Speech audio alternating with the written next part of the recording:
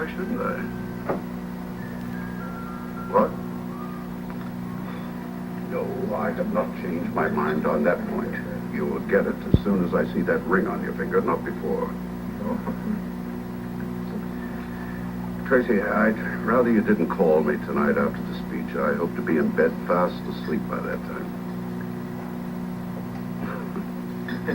Yes, I love you very much. Fine. I'll talk to you in the morning, Tracy. Now, you have fun in Albany. Well, whatever you have, then. Yes, goodbye, Tracy.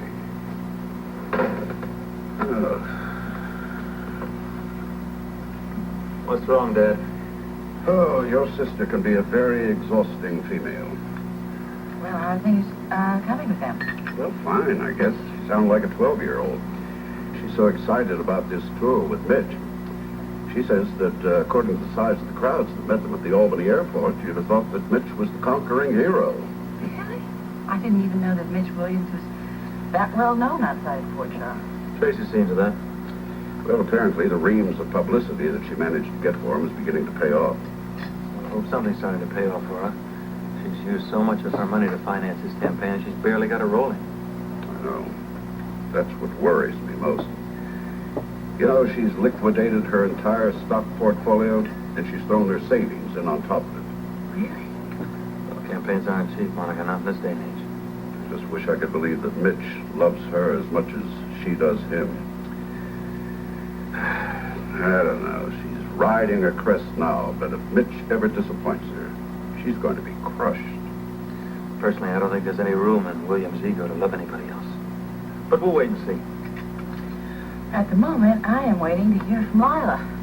She said she was going to try her best to speak with Larry Forsythe today. Find out just exactly who told him the rumor about Rick. Why don't we talk about happier subjects? Well, like what? Like moving into the new house and getting the nursery ready. I mean, after all, we don't want to keep Tracy waiting from becoming an aunt to a great big bouncing nephew, do we? Oh, what's so funny? I just want you both to promise me that you'll let me be there to see her face on the day you make that announcement. Ho, ho, ho!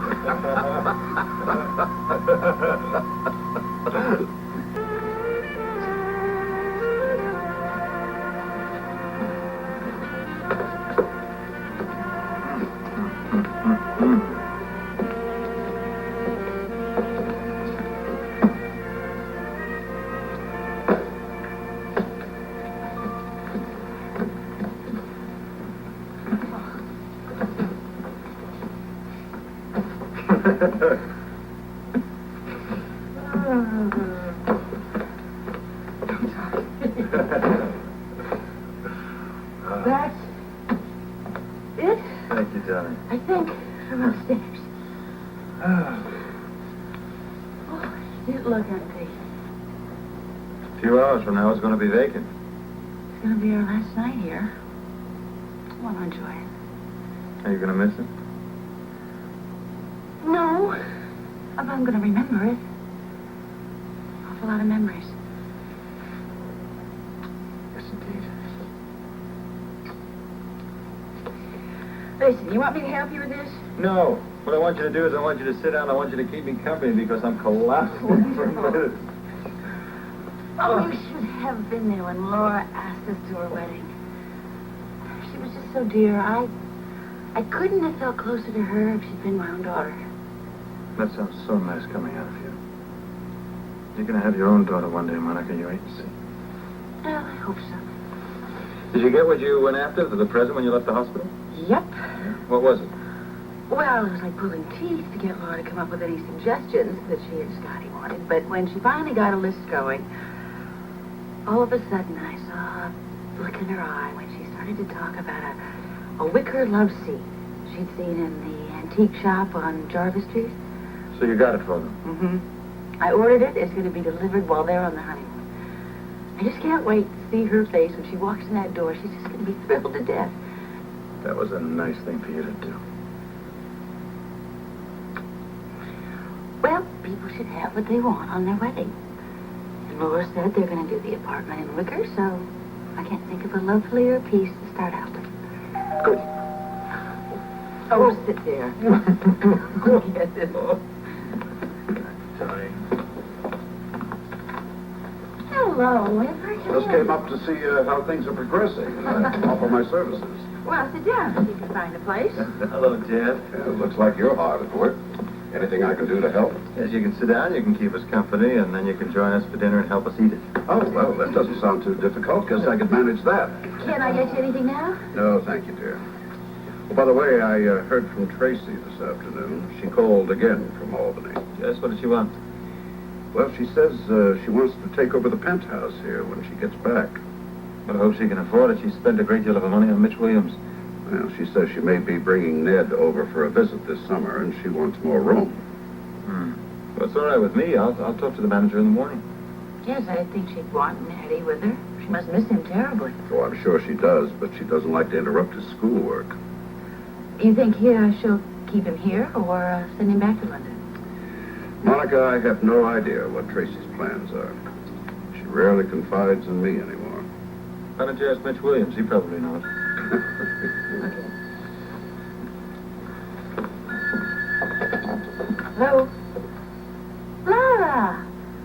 Oh, is it good to hear your voice? How are you? Well, Alan and I are getting ready for a move. Well, hopefully we'll be settled by the time you get back. Yes, Edward is right here. We tried to persuade him to stay with us, but he won't hear of it. Well, that makes sense, doesn't it? Yeah, right away. Listen, you take care, and I love you. I'll see you soon. Okay, hang on. Edward wants to say hello. Goodbye. Hello, Lila, darling. How are things going down there? What is it, Monica? Well, Lila pried it out of Larry Forsythe. It was Grace Dobson who told him about the rumor about Rick. Of course. So it was Tracy behind it all the time. Alan, why would she go that far to hurt Rick? There's no mystery about that. It's because he's close to you, and that's Tracy's way, I'm afraid. If you're her enemy, then so are all the people who are close to you. Look at this. That's right. It's my turn to serve breakfast up to you in bed. I think that's a lovely idea. Well, I think that today is, well, it's kind of a milestone, a celebration, because it's our last morning here, and tomorrow we're going to be waking up in our own house. Our own house. And it's a very, very significant move, isn't it? Yes, I know. You agreeing to move meant you finally thought we were going to make it. Do you still? Yes, I do, my darling. I'm looking forward to it. I'm also looking forward to Laura and Scotty's wedding. Something so very touching about the two of them. Whenever I see them together, their faces absolutely aglow with anticipation. What I'm looking forward to is when they get back from the honeymoon. Why then? I would just love to see Laura's face when she walks in and sees the little antique love seat sitting there. I mean, when she thought it was lost. Yeah. She wanted so much. Did you send a card with it? No, I thought while they were in California, I would send a little card saying who it's from. Dr. and Mrs. Quartermain. Dr. and Mrs. Quartermain. Here's to that. I hope that Scotty's as happy as I am at this moment, Margaret.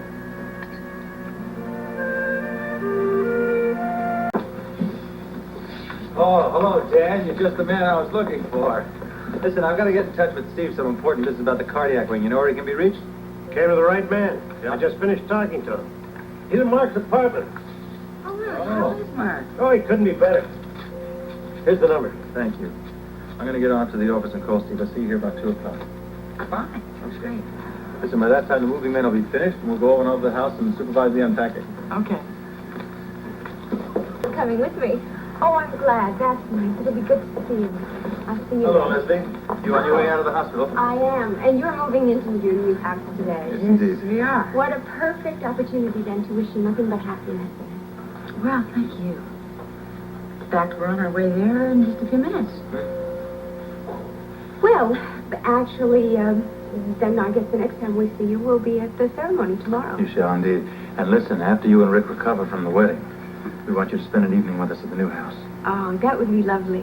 You know, in a way, we're starting new in our house, too, because we've never really lived there alone since we've been married. Well, I think that life is filled with new beginnings. My husband's a philosopher. It's true. It's true. I mean, that's what makes it exciting. Well, the constant surprise. Don't you agree? Absolutely.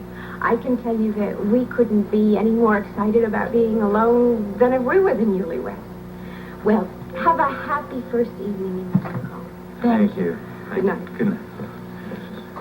Bobby, if anyone wants to reach us, this is the number at the new house, okay? Yes, Dr. Cornell, put it on file. Thank you so much. You ready, Monica? Come on, then.